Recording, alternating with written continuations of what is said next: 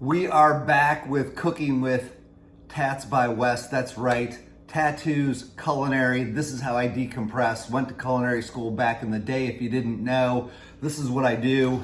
So we are going to make a venison and also a filet bruschetta, and it's going to be topped off with the previous episode's gorgonzola rosemary blue cheese dipping sauce. First off, we've got ourselves some nice baguette.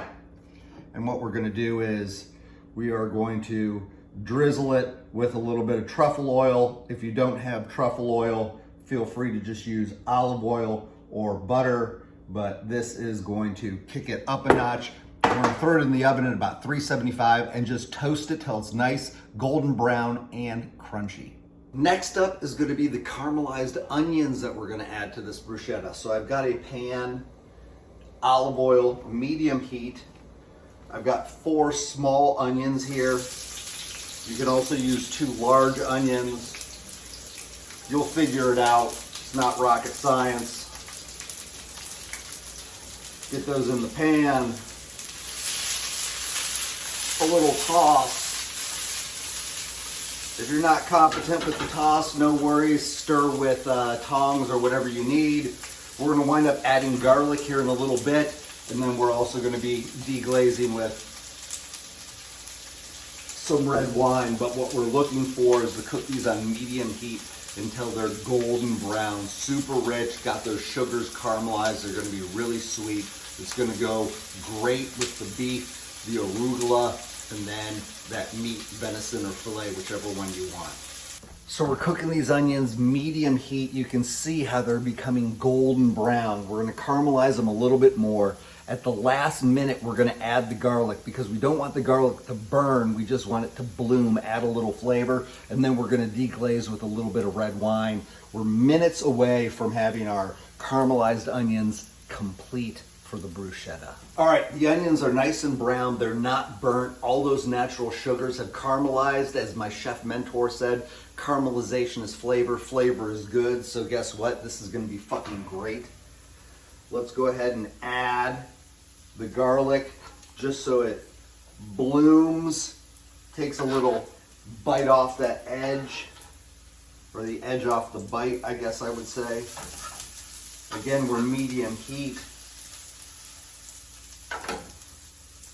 Smell that. As always, everything gets salt and pepper. I'm going a teaspoon of salt, a couple cranks of pepper, and then because we're gonna deglaze, I'm gonna turn this heat up high. Do another flip. You can stir, and then we're going to deglaze with just a little red wine.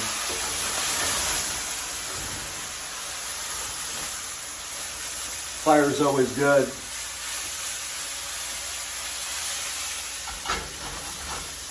Cook this down till there's no liquid and it's a nice onion. Let's check on the bread that's toasting. Perfect. Nice and golden brown with the truffle oil. This is going to be the base of the bruschetta. And my wife just walked in from a weekend trip, so I think she's going to be pleasantly surprised on what's going to be for dinner. All right, next up, we've got our caramelized onions. We have our chopped arugula and spinach. I've got a venison loin. I also have a beef tenderloin. We're gonna sear these in a super hot pan, throw them in the oven, cook them to 125, bring them out, let them rest. Gonna serve them nice and mid-rare. I'm using the Meter Pro so I can make sure I know what the temperature is, and I've seasoned them with Cuso's Dirt.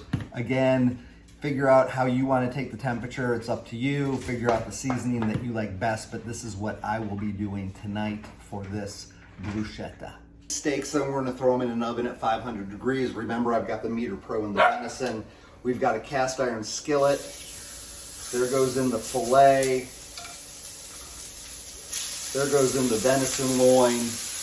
We're gonna sear these on both sides until they're nice and caramelized. Again, caramelization is flavor, flavor is good.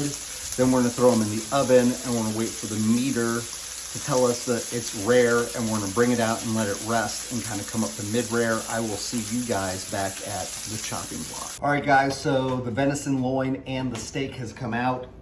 We've let it rest for about 5 minutes. Let's slice and see what we got.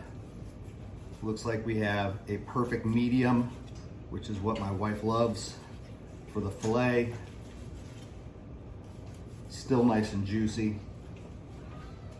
Venison loin, cooked it rare.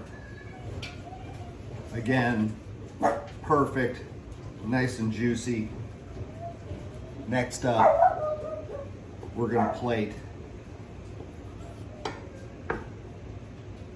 these bruschetta. Time to assemble the bruschetta. So first off, we're going to do some caramelized onions all the way across this toasted bread that we toasted with truffle oil. Oh God, just the onions alone.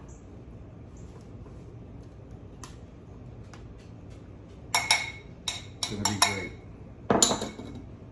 Then we've got our chopped arugula and spinach. And then we are gonna lay down our perfectly cooked medium filet for my lovely wife. And then the rare venison for me.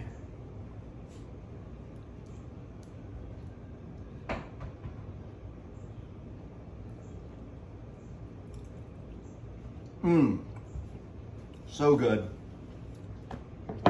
As always, we salt and pepper everything.